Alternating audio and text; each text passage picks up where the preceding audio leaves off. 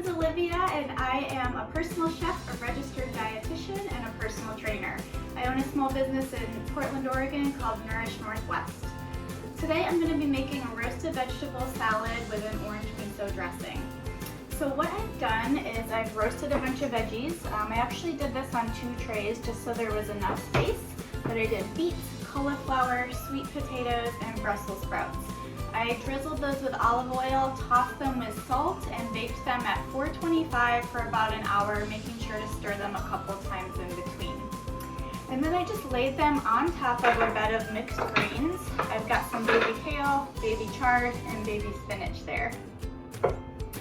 Lastly, I'm just going to whip up a dressing really quickly.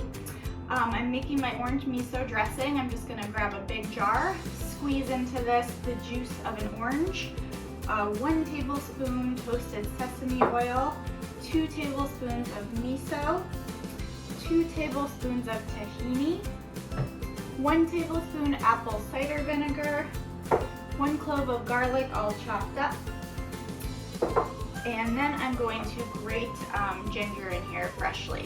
So my favorite way to work with ginger is just to keep it frozen, and then it grates off really easily.